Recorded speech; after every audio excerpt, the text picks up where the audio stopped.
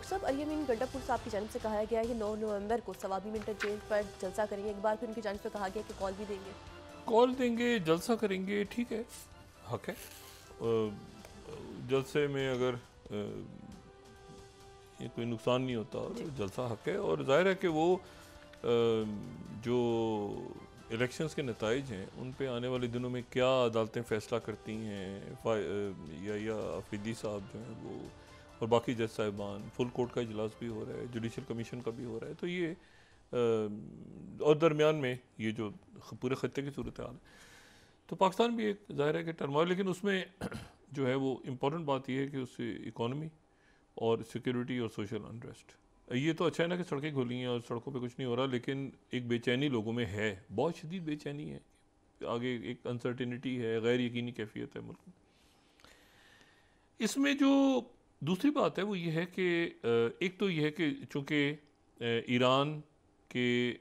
से रहबर Ayatollah Khamenei ने कहा इसराइल के बारे में, बड़ा सख्त उनका स्टेटमेंट आया, तो उसके नतीजे में ये हुआ कि अमेरिका और उनके पास इसराइली इंटेलिजेंस है, तो B-52 बॉम्बर्स जो हैं वो दोबारा यहाँ पे पहुँच रहे हैं, एयरक्राफ्ट्स बड़े पहुँच रहे हैं उनके सारे ये मिडल ईस्ट में दोबारा। लेकिन इसमें इस पूरे किस्से में चूँकि नॉर्थ कोरिया रशिया के साथ स्ट्रेटेजिक पैक्ट और फिर रशिया का ईरान के साथ स्ट्रेटेजिक पैक्ट होने जा रहा है। अमेरिका जो है उन्होंने कल एक प्रेस कॉन्फ्रेंस की पूरी जो 2+2 थी दोनों के मुल्कों के, साउथ कोरिया के और जो फॉरेन मिनिस्टर और उनके डिफेंस मिनिस्टर और साउथ अमेरिका के सेक्रेटरी डिफेंस और सेक्रेटरी फॉरेन सेक्रेटरी स्टेट, तो वो उन सब ने लेकिन अब इसमें यूरोप EU भी कहीं दरमियान में एक्टिव हुआ है। जोसेफ बोरेल जो हैं, जो कि उनके खारजा अमूर के सरबराह हैं, वो दौरा कर रहे हैं इस वक्त जापान और साउथ कोरिया का। यूरोप, नॉर्थ कोरिया यूक्रेन में लड़ने आ गए यूरोप से, और यूरोप के जो फॉरेन अफेयर्स के हेड हैं वो जापान और साउथ कोरिया पहुंचे हुए हैं। और पहली दफ़ा EU और ये मैं 23rd स्लाइड दिखा रहा हूँ, पहली दफ़ा जापान और EU के दरमियान फॉरेन मिनिस्ट्रियल स्ट्रेटेजिक डायलॉग हुआ है। ये मिनिस्ट्री ऑफ फॉरेन अफेयर्स की मैं प्रेस स्टेटमेंट अगर देखूँ जो जापानीज़ की है, तो ये पहला स्ट्रेटेजिक डायलॉग हुआ है जापान और EU का। अब जापान पुराना EU, लेकिन पहली दफ़ा वो स्ट्रेटेजिक डायलॉग हुआ है।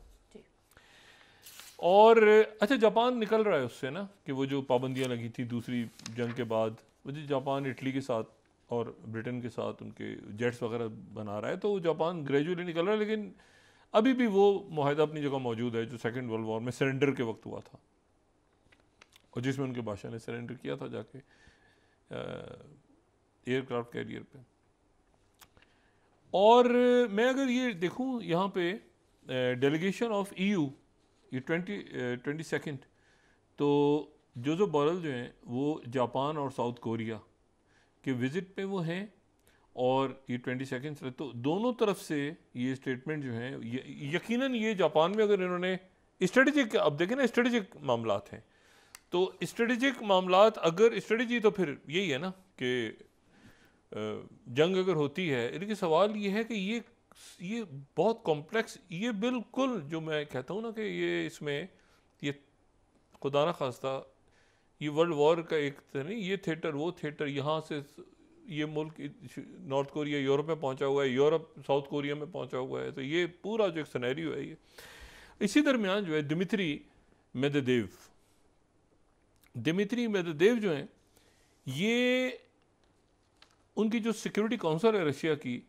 उसके ये जो हैं ये वाइस चेयरमैन है और बड़े दबंग आदमी हैं और प्यूटिन के बड़े पुराने दोस्त हैं।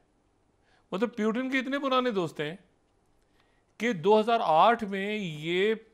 सदर थे, 2008 का जो इलेक्शन हुआ, ये जब जॉर्जिया वाला फटा पड़ा ना, तो ये उस वक्त रशिया के सदर दिमित्री मेदवेदेव थे और इनके वजीर आजम प्यूटिन थे। फिर 2012 में पुतिन सदर बन गए और ये उनके वज़ीर आज़म बन गए, और फिर ये 2020 तक वज़ीर आज़म रहे,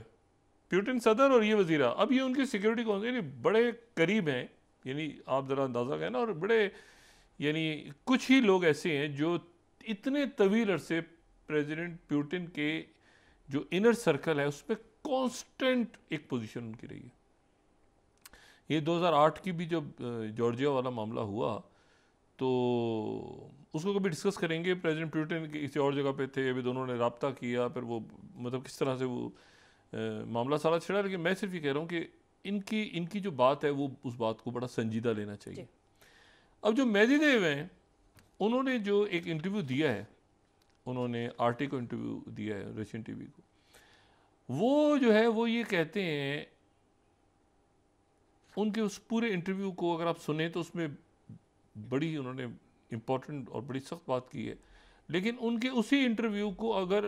अल अरबिया ने जो जुमला उनके इंटरव्यू से निकाला है 30th स्लाइड में, उसी तरह से कोट कर देता हूँ कि Russia's Medvedev warns the US avoid world war 3, तीसरी आलमी जंग से बचो, वार्न कर रहे हैं, ठीक है। News week, Putin ally issues world war 3 warning to NATO, कि हमारा जो पूरा ये जो प्लान है और सारी बात, और फिर तास कह रहे हैं रशिया के अपने 29th कि Russia's Medvedev cautions next US leader against adding fuel to the fire, और वो कह रहे हैं कि deep state in United States, deep state in US wants another global war.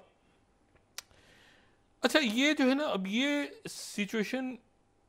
ज़रा कॉम्प्लेक्स हो गई है, क्योंकि उसकी वजह यह है कि जो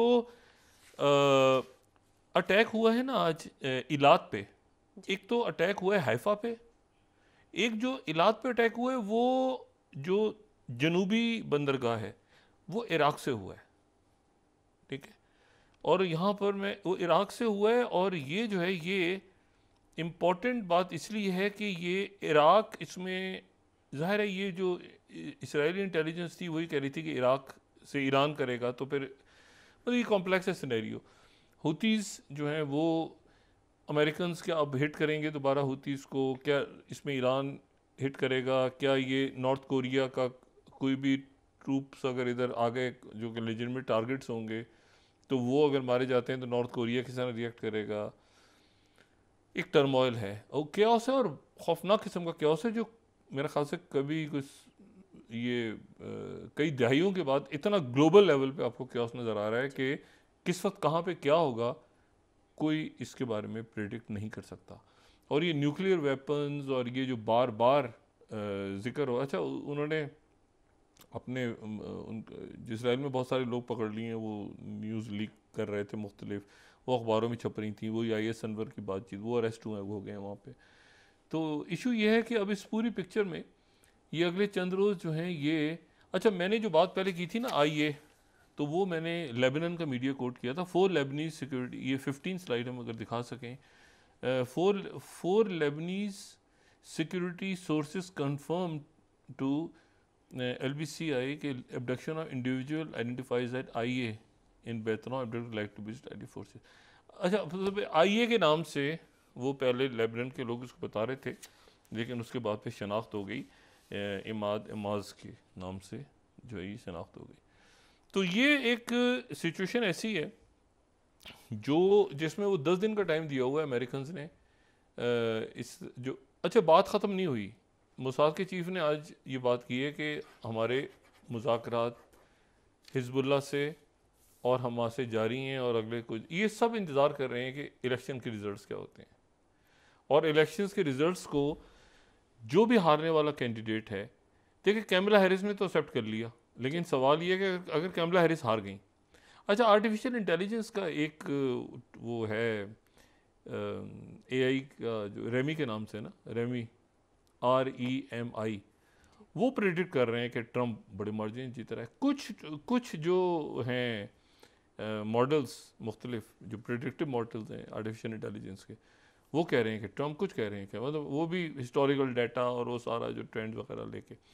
तो वो भी एक अपनी जगह। इस दफ़ा फर्स्ट टाइम ये हो रहा है आर्टिफिशियल इंटेलिजेंस की प्रेडिक्शंस भी बहुत ज़्यादा वहाँ पे उनको भी अहमियत दी जा रही है। और जो इकोनॉमिस्ट है, इकोनॉमिस्ट ने तो ये कहा है कि भाई हमारे अखबार का अगर वोट होता तो हम कैमला हैरिस को देते, और उन्होंने तो बहुत शदीद जो है ना गम, दुख और गम और जो है ना वो उसका इजहार किया है। ये अगर 35 कम्स विद अनएक्सेप्टेबल रिस्क, और कहते हैं हमारा अगर वोट होता, if the Economist had a vote we would cast it for Kamala Harris. Kamala Harris जो है 18 साल छोटी हैं ट्रम्प से। अब इनकी सालगिरह हुई है, इनकी जो डेट ऑफ बर्थ है वो है 20 अक्टूबर 64। तो अभी चंद रोज़ पहले इनकी ये 60 साल की हुई हैं, तो ये 18 साल छोटी हैं